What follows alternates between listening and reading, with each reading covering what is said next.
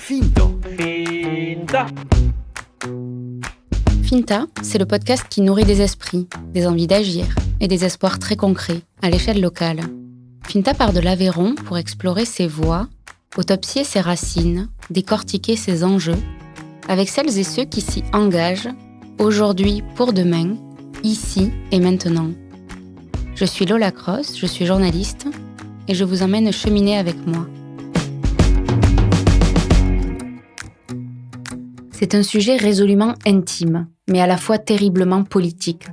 Et c'est à partir de la Marche des Fiertés, organisée pour la 2e année consécutive à Rodez ce samedi 13 mai, que je m'autorise à l'aborder dans Finta. Puisque nous en sommes aux confidences, j'ai longtemps tourné autour du pot. Parce que parler de l'homosexualité en milieu rural au micro de Finta, ça implique de choisir une personne.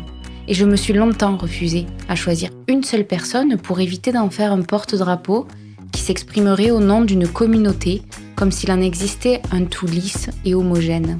Mais ne pas en parler, ça n'est pas mieux pour autant. La Pride de Rodez, organisée par l'association Alerte et plusieurs partenaires, m'a décidée. D'autant qu'elle résonne avec le 10e anniversaire du mariage pour tous, légalisé en mai 2013. J'avais déjà raté un rendez-vous, je n'allais pas en rater un deuxième. Et c'est Vladislav Nikolov que j'ai invité au micro de Finta.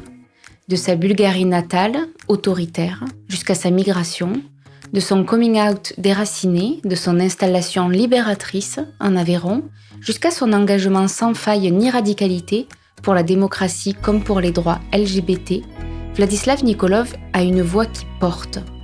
S'il dit sa hantise du séparatisme, il milite pour des petits pas quotidiens, ceux-là même qui mènent aux plus grandes victoires. Et s'il s'accommode du temps long sans perdre son optimisme, il incarne un discours apaisé, humble et touchant, que je vous laisse tout de suite apprécier. Bonne écoute.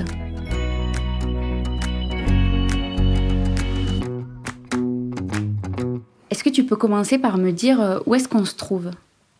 Alors, on se trouve chez nous, dans l'appartement à Rodez, où on habite depuis le mois de novembre dernier. Et c'est un appartement qui était une aubaine, enfin, ça nous a un peu tombé dessus. C'est un endroit génial avec une vue splendide sur Monastère. De ce côté-là de Rodez, il y a la petite chapelle au loin. C'est très poétique. Donc, on est bien, on est vraiment chez nous là. Donc tu dis on est à Rodez, mais ta première entrée dans l'Aveyron, elle s'est faite par Millau. Est-ce que tu peux me dire quand est-ce que tu y es arrivé vraiment en Aveyron et pourquoi ? Oui, alors l'Aveyron, est déjà le sud-ouest de la France, c'était une région un peu magique pour moi parce que je n'étais jamais mis le pied. Ça fait plus de 30 ans que je suis arrivé, donc d'abord à Paris. Mais j'avais pas mal gambadé, mais le sud-ouest, non, jamais. Et on s'est rencontrés avec celui qui est devenu mon mari maintenant, en 2006. Et puis, depuis, au fil du temps, régulièrement, de temps en temps, il disait, mais il faut qu'on aille vivre à Millau. Moi, je ne connaissais même pas. Je savais qu'il y avait le Viaduc, mais bon, c'est tout. Et en fait, Millau, parce que quand il était petit, il passait avec ses parents dans des vacances un peu traditionnelles dans le sud de la France, avec la caravane, et ils achetaient son cartable à Millau, cartable de cure à l'époque. Et il avait une image très, très, très lumineuse de Millau. Et on y est arrivé. Voilà, on est arrivé là en 2016. Voilà, donc ça va faire 7 ans. Et qu'est-ce qui a fait que vous y êtes resté ? Alors, qu'est-ce que tu y trouves dans ce département ? C'était après une période assez difficile pour tous les deux. On a quitté Paris parce qu'on ne pouvait plus. C'était au bout d'une 20aine d'années. On a fait un passage par la Bourgogne. Pareil, on ne s'y a pas plu. Et Millau, c'était un peu une dernière carte. Et c'était pour tous les deux, c'était assez... vraiment, je sais pas, c'était l'atmosphère, c'était l'endroit, c'était un tout, en fait. C'était le moment pour nous, où on a pu s'établir et puis marcher vraiment, enfin être. C'était assez bluffant. Au début, donc du coup forcément on a resté, on s'y est plus, on nous a bien accueillis, mais on était très très Vraiment tout le monde, les commerçants, on est arrivé justement comme un couple homo. Bon, on était nous-mêmes, on revendiquait rien du tout, on était nature. Et puis voilà, ça s'est passé super bien. On s'y est même marié, on s'est dit, voilà, on pensait pas trop se marier, mais on s'est marié à Millau. On nous a dit à l'époque qu'ils étaient très contents de la marier parce que c'était le premier grand mariage, en gros. C'est donc maintenant 5 ans, un mois de mai 2018. Et malheureusement, on nous a expliqué qu'en fait, les Miavois de Souche, ils préféraient aller parfois à Montpellier, donc pour faire vivre un leur pas de homosexualité. côté, et même pour se marier, enfin, pour des choses comme ça, c'était difficile. Et oui, c'est une petite ville, relativement petite, donc ça se sent. Mais nous, on n'avait pas ce poids-là, donc forcément... On va y revenir. Peut-être juste avant, dire que tu es né en Bulgarie, que tu y as grandi avant d'en partir. Tu as toujours été très engagé pour la démocratie, que tu n'as pas connue en Bulgarie pour le coup. Et tu as été aussi journaliste. Est-ce que tu peux me dire peut-être en quelques mots les jalons de ton parcours ? Là, ouais, bien sûr. Effectivement, je suis né en Bulgarie. C'était une autre vie, une autre époque. L'époque totalitaire. En plus, 67, c'était vraiment le chape de plomb qui était bien là. J'ai eu la chance de bouger un peu avec mes parents. J'ai une partie de mon adolescence en Indonésie, par exemple. Donc ça m'a donné déjà une bouffée d'air, une ouverture. Et Paris, c'était un peu le hasard. Après les changements de 89, donc où j'ai essayé de participer à mon niveau, au niveau écologique, tout ça déjà. Je voulais pas trop aller dans... J'étais uniquement anglophone en fait. Et je ne voulais pas trop aller en Angleterre ou aux États-Unis, mais c'était le seul endroit où je pouvais à l'époque donc postuler pour l'université. Quand je suis allé à l'ambassade des États-Unis, leur catalogue des universités s'est fermé, c'est pas fermé complètement. Et à la dernière page, il y avait l'université américaine de Paris. Et je savais même pas que ça existe. Et j'ai postulé, j'ai eu une bourse, la première bourse pour l'Europe de l'Est, et tout ça, sinon j'aurais pas pu y aller. Et voilà, et ça a commencé, et c'était, tout a changé en fait. Mais c'était voulu, je me rappelle, justement c'était ces jours-ci, le 19 mars 1991, où j'ai pu atterrir à Orly, et puis voilà, c'était une nouvelle page, un nouvel bouquin de ma vie. Ouais. Tu faisais des études de quoi ? C'était sciences politiques à l'époque.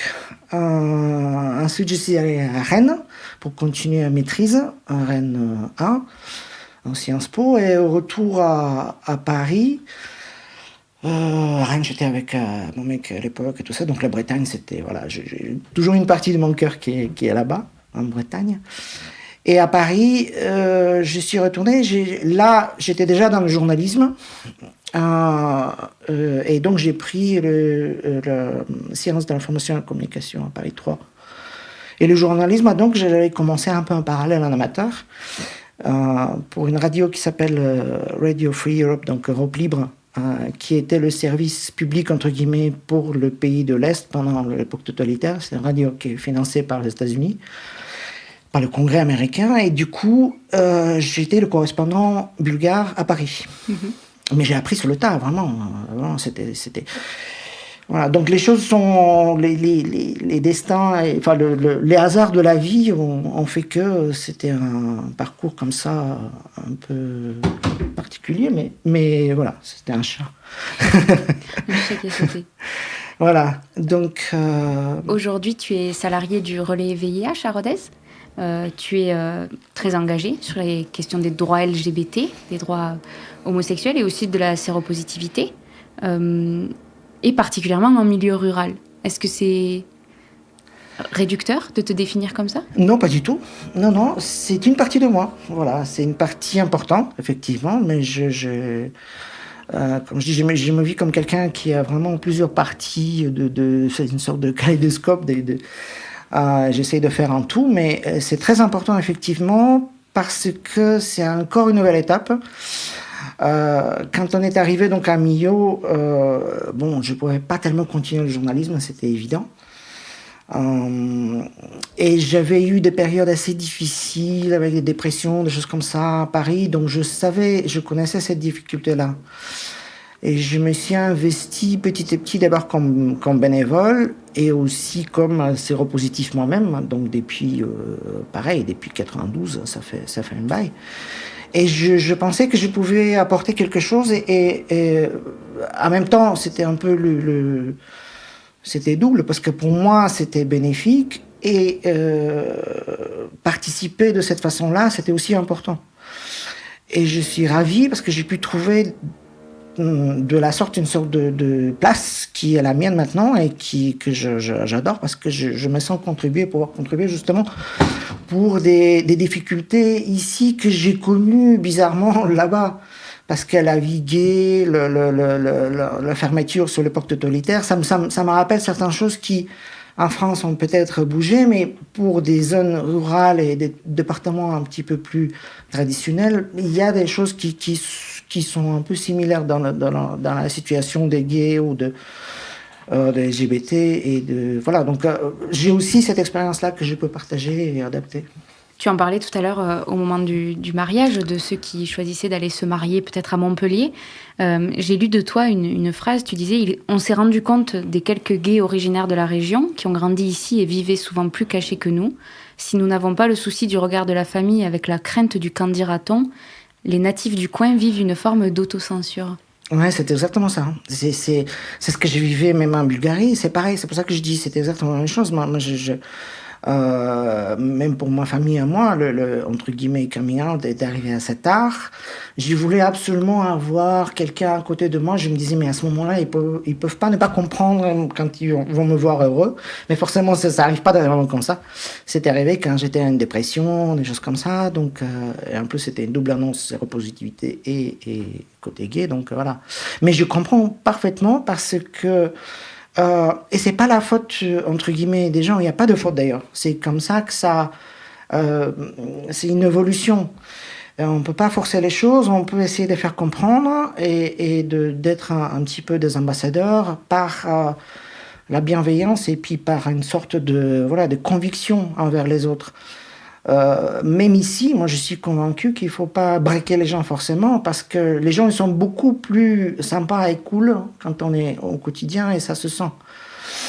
Toujours est-il que justement les jeunes gays, les jeunes LGBT, ils peuvent forcément souffrir toujours de nos jours et ça arrive. Ça arrive, il y a le garçon, il y a le cas dans le Vosges qui malheureusement s'est suicidé, il y a des choses comme ça arrive. En Bulgarie, c'est encore plus dur, c'est une autre vie, mais même en France, même si on a effectivement des évolutions énormes qui ont été faites, il y a encore dans les endroits comme ça des difficultés, et puis on est là pour ça aussi. Mais est-ce que ça veut dire que la migration, le fait de partir, c'est presque des points d'étape obligés pour certains, pour vivre leur homosexualité ? Oui, la preuve. Moi, je suis partie pour mes études, mais aussi pour vivre ma vie gay, ma vie tout court. C'était évident, c'était une respiration, donc je les comprends parfaitement. Et d'ici, si ils veulent à un moment partir à Toulouse, Montpellier ou Paris, bah, je suis le dernier qui va les blâmer, au contraire. Mais même, on m'a dit qu'à Rodez, il avait un côté un peu LGBT, ou je sais pas, on me l'a montré, d'ailleurs, on le voit apparemment d'ici, un ami hier, et bah, ça a fermé. Donc, quelque part, oui, c'est compréhensible. J'ai lu aussi de toi, c'est vrai que c'est plus facile dans les grandes villes car il y a l'anonymat. Pourtant, ça ne veut pas dire qu'on est plus accepté que ça dans les grandes villes, mais on a la possibilité d'y vivre plus facilement.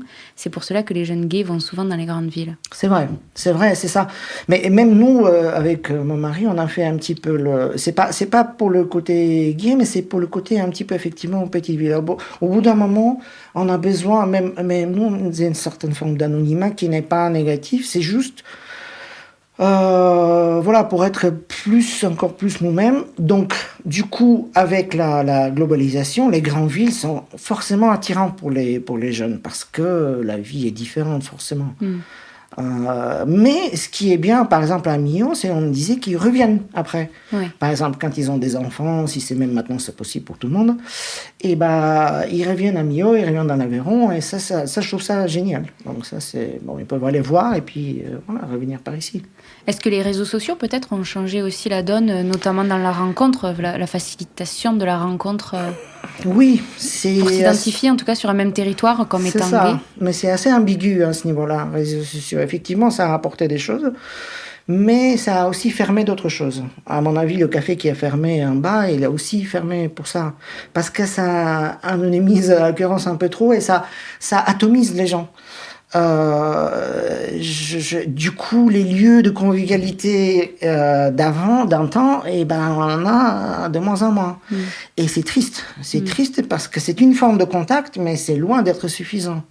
On peut se reconnaître, mais parfois même sur les applications. Les applications, moi j'ai fait on appelle ça de e-prévention, de veille sur Internet, pour faire de la prévention. Et bah, on voit, je connais, on voit la solitude, on voit une sorte de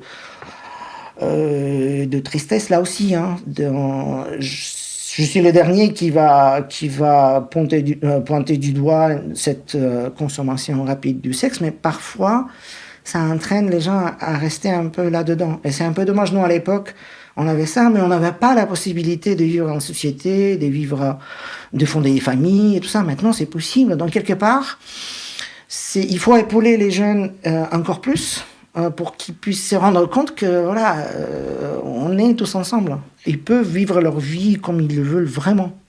Je te fais encore rebondir sur une phrase que j'ai lue de toi. Dans cette même veine, tu disais, donc ici en Aveyron, on n'a aucun bar, aucune boîte où l'on peut se retrouver. C'est plus difficile pour un célibataire. La rencontre est plus difficile. On n'est pas dans une société où on peut facilement aborder un autre homme sans savoir s'il est gay ou hétéro, car on ne sait pas comment il va réagir.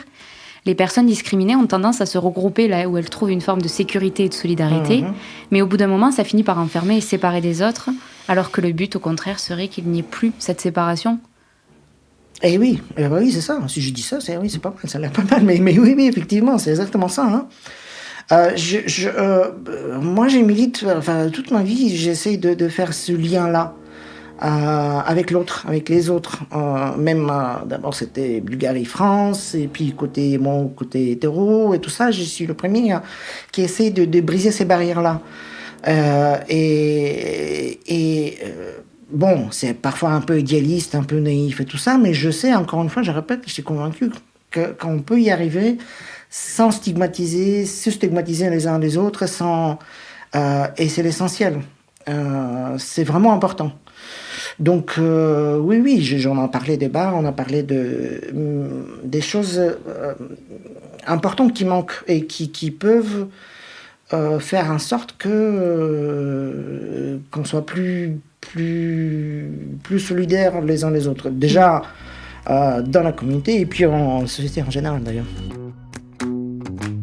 Il y a une réflexion que je trouve intéressante, c'est que la campagne, au-delà du poids qu'elle fait poser sur chaque individu, cette interconnexion qui peut être extrêmement oppressante, elle peut peut-être aussi être un refuge safe. Quand je dis safe, ça vient de l'anglais sûr. Oui. C'est un mot qu'on utilise beaucoup pour définir des espaces où on peut parler librement et on se sent en sécurité, et notamment sur les questions gays. Est-ce que la campagne peut être safe ? C'est un peu à double tranchant ça aussi là. On peut être plus tranquille parfois, oui, effectivement, même.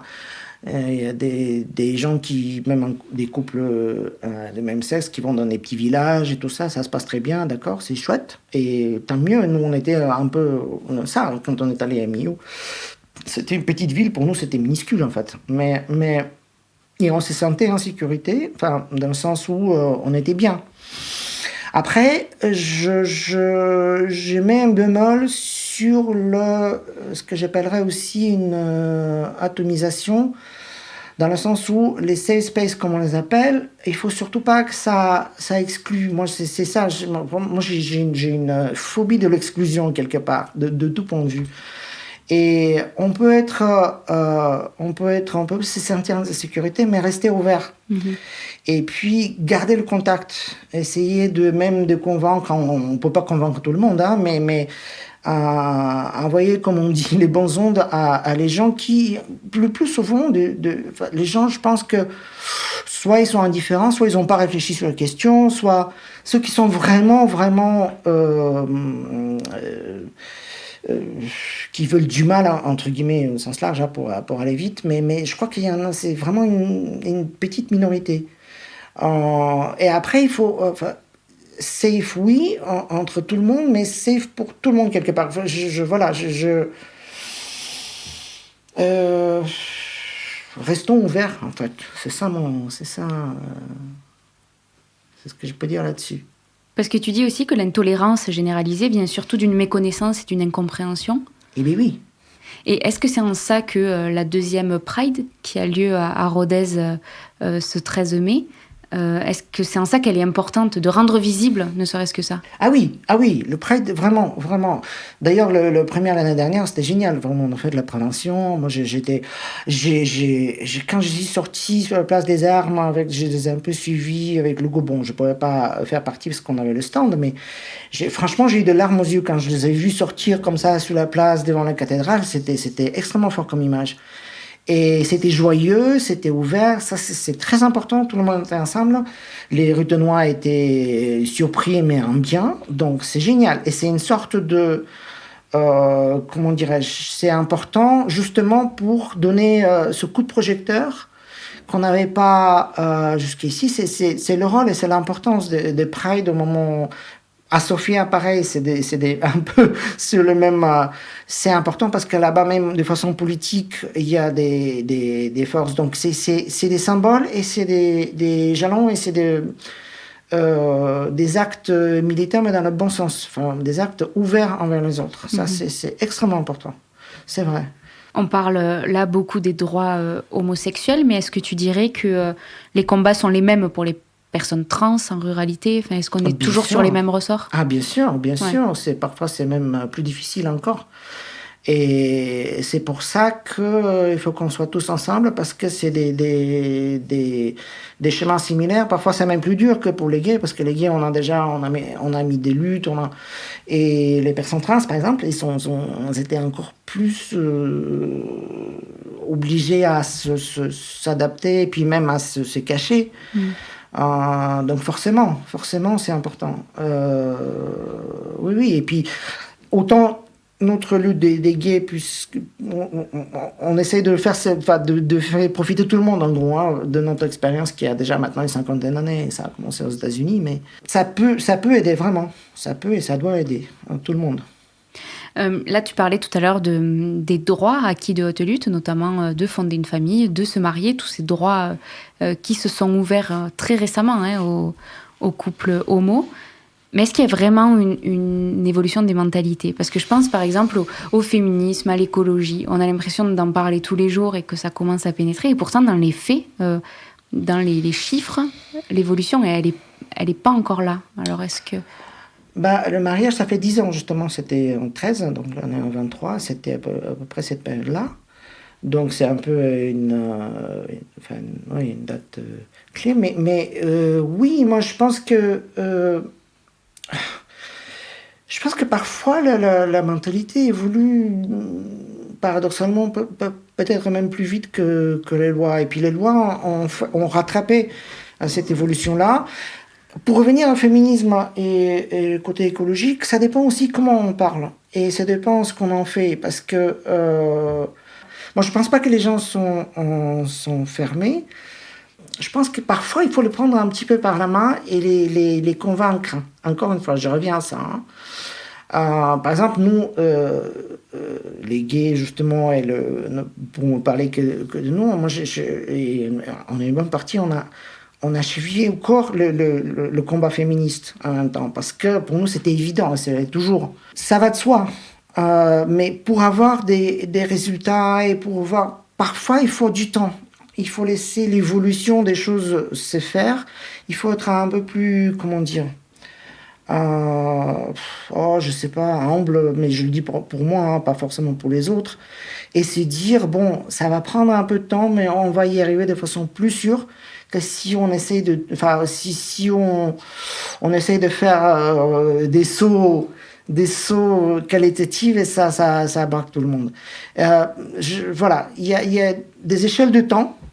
Là, on est plus efficace, c'est quand on essaie de faire des petits pas, mais sûrs et certains, tous ensemble, et qu'on les protège, qu'on les garde. Par exemple, le droit à l'avortement, des choses, des jalons très importants, des symboles importants qui sont des... Et tout ça, c'est des acquis, comme on dit, qui deviennent inaliénables. Et voilà, c'est déjà pas mal. C'est déjà pas mal. Est-ce que c'est l'occasion peut-être de rappeler toutes les associations qui sont présentes localement en Aveyron ? Bon, il y a le Relais VIH qui aide, il y a Alerte. Alerte surtout, voilà, qui est une association large, donc pour tout le département. Et puis, les Bonnes Débroussailleuses sur l'Ouest Aveyron. Sur Villefranche. Ouais, les plannings familiaux aussi, dans une certaine mesure. C'est ça, nous on est à la maison d'association, on est juste en face du planning familial à notre étage, donc on est collègues déjà ensemble. Oui, bien sûr, c'est toute une vie associative on s'épaule, on est ensemble aussi. Quel est le rôle de ces assos au quotidien ? C'est très important. Je peux parler par exemple de nous parce que nous, ce qu'on fait, c'est évidemment, on est là pour épauler les personnes séropositives. C'est comme ça qu'on a été créé. Mais également pour faire de la prévention. C'est très important. Parmi les jeunes, aussi bien sur la prévention au niveau des infections sexuellement transmissibles, mais la vie affective tout court, la sexualité en sens large. Et on voit le besoin, par exemple, après la pandémie et tout ça, on a vu des lacunes qui apparaissent et bon, maintenant même le pouvoir public il se rend compte, effectivement il y a l'éducation sexuelle qui revient, il y a les préservatifs qui sont gratuits pour les moins 25 depuis janvier, les tests également, donc c'est des choses importantes et nous on est là pour accompagner tout ça et pour leur permettre de vivre leur vie de jeunes avec du plaisir et essayer au maximum d'éviter des écueils, aussi bien au niveau consentement d'ailleurs. On essaie à chaque fois d'expliquer, d'élargir la palette, de dire voilà, moi c'est ce que je fais, mais faites tout dans le respect de l'autre et sachez, il faut savoir ce qu'on fait, comment on le fait. Mais ils sont intéressés, hein. Je suis optimiste, voilà, parce qu'on voit l'importance, le besoin et l'effet. Voilà. C'était une question que je voulais te poser. Est-ce que tu es optimiste ? Tu y réponds tout seul. Ah oui, moi je suis incorrigible à ce niveau-là.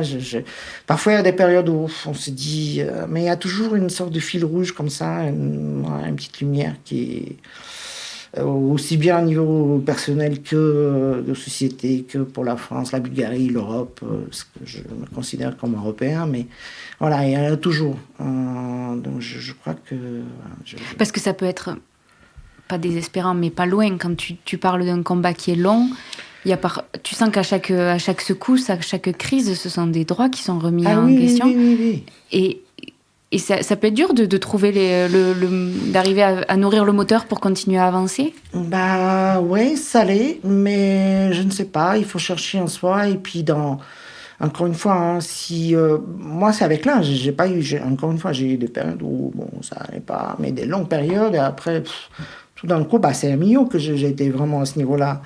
C'est un jaillissement de la vie pas possible. Donc, depuis, voilà, je ne sais pas si c'est l'Aveyron qui me fait cet effet-là, mais en tout cas, c'est naturel pour moi. Et je le vois, j'essaie de le voir aux autres et puis d'essayer de comprendre déjà. De faciliter les choses autant que je peux et puis à mon propre niveau, hein, il faut pareil, on a un petit rôle là, mais c'est à chacun de trouver le sien et c'est important parce que c'est comme ça qu'on peut avancer tous ensemble. Ça dédramatise un peu, ça déhystérise certaines choses qui, parfois c'est une sorte de philosophie de la vie peut-être, 56 ans. C'est alors, il y en a une rituelle question que je pose à tous les invités. C'est en quoi est-ce que tu crois ? L'amour. Ouais, pareil, ça peut paraître un peu bâtard, mais pour moi, c'est extrêmement important. Ça fait partie de la vie, et la vie, c'est ce qui prime, et c'est surtout l'amour qui crée. C'est l'amour qui stimule, qui construit. Voilà, pour moi, c'est ça, en gros. Le sens de la vie, il est là. Il y a la destruction, effectivement, on parlait de tout ça, mais ça, c'est un peu depuis la création de l'univers. Et puis nous, petits humains, nous, on peut penser tout ça, voir ces processus-là, et puis aimer et créer. Et donc, on est là pour essayer d'éviter que le monde se défasse, en gros. Merci beaucoup. Merci à toi. Vous êtes arrivés au bout de ce nouvel épisode de la saison 3 de Finta. J'espère qu'il vous a plu. Je ne peux que vous recommander de suivre et de soutenir toutes les associations qui œuvrent localement, en Aveyron, pour les droits LGBTQ+. Alerte, les Débroussailleuses, le Relais VIH, entre autres. Je vous recommande aussi de suivre le podcast Chant Queer d'Élodie Potente, dont je vous partage le lien dans le descriptif de l'épisode. Finta est un podcast écrit, réalisé et produit par moi-même, Lola Cross. Il est mixé par Mathieu Viguier du studio Qd.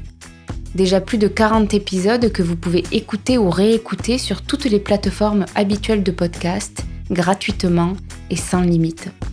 Si vous appréciez Finta et que vous souhaitez soutenir ce travail indépendant, parlez-en autour de vous. C'est le meilleur soutien que vous puissiez apporter au podcast.